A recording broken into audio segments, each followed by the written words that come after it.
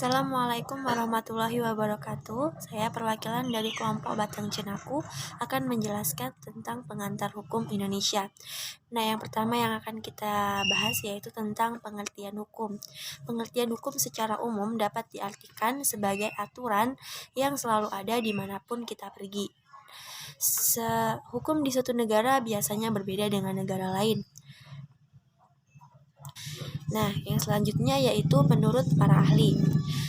Menurut Aristoteles, dia mendefinisikan hukum menjadi dua, yaitu hukum tertentu dan hukum universal. Nah, hukum tertentu ini aturan yang menetapkan atau melarang berbagai jenis tindakan. Nah, dia tuh melarang berbagai jenis tindakan.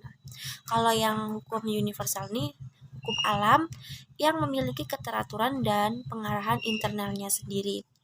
Tanpa kita atur, dia akan berjalan dengan sendirinya. Namanya hukum alam. Terus selanjutnya menurut Ernest Utrecht. Nah, menurut Ernest Utrecht ini, hukum adalah himpunan petunjuk hidup yang mengatur tata tertib dalam suatu masyarakat yang harus ditaati oleh anggota masyarakat, dan jika dilanggar dapat menimbulkan tindakan dari pihak pemerintah dari masyarakat itu.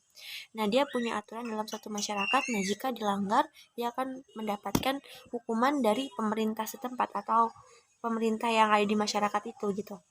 Nah, yang selanjutnya yaitu menurut Immanuel Kant. Nah, dia mendefinisikan hukum itu sebagai keseluruhan syarat berkehendak bebas dari orang untuk dapat menyesuaikan dengan kehendak bebas dari orang lain dan mengikuti peraturan tentang kemerdekaan. Nah, yang selanjutnya menurut Mohtar Kusumatmadja, hukum adalah kaidah dan asas-asas yang mengatur hubungan bermasyarakat dan dibuat berdasarkan pada keadilan. Yang selanjutnya menurut M. Myers, hukum adalah kumpulan aturan tingkah laku manusia dalam kehidupan bermasyarakat. Dan yang selanjutnya yaitu menurut Thomas Hobbes, hukum adalah perekat formal yang menyatukan masyarakat yang pada dasarnya tidak terorganisir. Dan masih banyak lagi menurut pendapat para ahli. Dan dapat disimpulkan bahwa pengertian hukum itu adalah suatu aturan yang pasti ada dalam suatu negara, dan itu aturannya berbeda-beda dengan negara lain sesuai dengan kebijakan pemerintah yang setempat ya.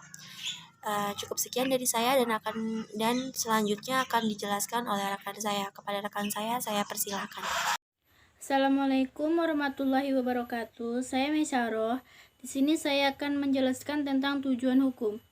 Tujuan hukum secara umum ialah untuk mengatur tata tertib masyarakat secara damai dan adil, untuk menjaga kepentingan tiap manusia agar kepentingan itu tidak dapat diganggu. Selain itu, untuk menjamin adanya kepastian hukum dan pergaulan manusia. Berikut beberapa tujuan hukum menurut para ahli. Yang pertama, Aristoteles. Menurut Aristoteles, hukum bertujuan untuk mencapai keadilan di lingkungan masyarakat. Artinya, setiap warga negara akan diberikan apa yang sudah menjadi haknya.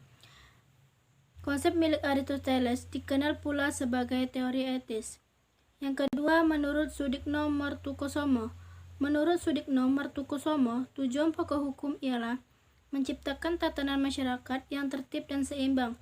Artinya, hukum dijadikan sarana atau alat untuk membentuk tatanan masyarakat yang lebih tertib. Yang ketiga, menurut Jeremy Bentham. Menurut Jeremy Bentham, hukum bertujuan untuk mencapai kemanfaatan tertentu. Artinya, hukum dan diterapkan untuk menjamin kebahagiaan bagi banyak orang. Konsep milik Jeremy Bentham juga dikenal sebagai teori utilitas. Yang keempat, menurut Sudjono Dirdojisworo. Menurut Sudjono Dirdojisworo, tujuan hukum yang sebenarnya ialah untuk menciptakan kerukunan dan perdamaian dalam hidup bersama. Artinya, hukum dijadikan sarana untuk membuat lingkungan masyarakat lebih damai. Yang kelima, menurut Geni. Menurut Geni, hukum bertujuan untuk mencapai keadilan dan sebagai unsur keadilan. Artinya, hukum diciptakan untuk mencapai keadilan di lingkungan masyarakat. Hukum dalam hal ini juga menjadi bagian dari unsur keadilan, yakni kepentingan yang berdaya guna serta kemanfaatan. Terima kasih. Selanjutnya akan dijelaskan oleh rekan saya. Kepada rekan saya persilahkan. Assalamualaikum warahmatullahi wabarakatuh. Perkenalkan, nama saya Ayu Irma Widiawati. Di sini saya akan menjelaskan tentang sumber hukum. Kamus Besar Indonesia menerangkan bahwa sumber hukum adalah segala sesuatu yang berupa tulisan, dokumen, naskah, dan sebagainya yang digunakan suatu bangsa sebagai pedoman hidup pada masa-masa tertentu. Sumber hukum inilah yang menimbulkan aturan-aturan yang mengikat dan memaksa. Secara umum, sumber hukum merupakan asal mula hukum itu ada, dari mana dan bagaimana awal diterapkan. Dalam buku Pokok-pokok Filsafat Hukum 2006, karya Derji Darmodiharjo menerangkan bahwa pengertian sumber hukum akan berbeda-beda menurut para ahli. Menurut ahli sejarah, sumber hukum merupakan undang-undang. Sedangkan menurut ahli sosiologi dan antropologi mengatakan sumber hukum berasal dari masyarakat.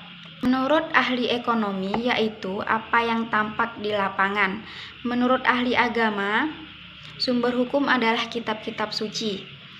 Dan menurut ahli filsuf, sumber hukum yakni segala ukuran yang digunakan untuk menentukan bahwa suatu hukum itu adil. Menurut buku pengantar Hukum Indonesia 2019, karya Rahman Amin, sumber hukum yaitu segala sesuatu yang dapat menimbulkan aturan hukum serta tempat ditemukannya aturan hukum. Sumber hukum inilah yang menimbulkan aturan-aturan yang mengikat dan memaksa. Jika aturan dilanggar, maka ada sanksi tegas dan nyata bagi pelanggarnya. Selanjutnya akan dijelaskan oleh rekan saya. Kepada rekan saya persilahkan. Assalamualaikum warahmatullahi wabarakatuh. Oke, saya Risna Tayani. Saya di sini akan menjelaskan tentang jenis sumber hukum. Jenis sumber hukum itu ada dua. Yang pertama, sumber hukum formal. Sumber hukum formal ini adalah sumber suatu peraturan yang memperoleh kekuatan hukum. Sumber hukum formal ini meliputi beberapa hal. Yang pertama, undang-undang. Undang-undang yang meliputi semua bentuk peraturan undang-undang. Yang kedua ada kebiasaan. Kebiasaan ini adalah suatu perbuatan manusia atau lembaga yang dilakukan secara berulang-ulang. Yang kedua ada sumber hukum material. Sumber hukum material ini adalah sumber dari mana materi hukum yang diambil.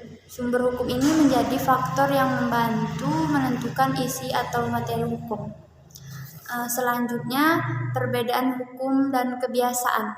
Perbedaan hukum dan kebiasaan ada traktat. Traktat adalah perjanjian antara dua negara atau lebih mengenai masalah-masalah tertentu yang menjadikan kepentingan negara yang bersangkutan.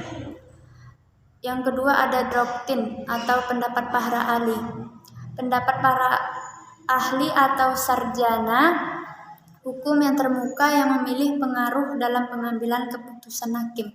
Baiklah, mungkin sekian yang dapat saya sampaikan. Lebih dan kurangnya saya mohon maaf. Wabillahi taufiq wal hidayah. Wassalamualaikum warahmatullahi wabarakatuh.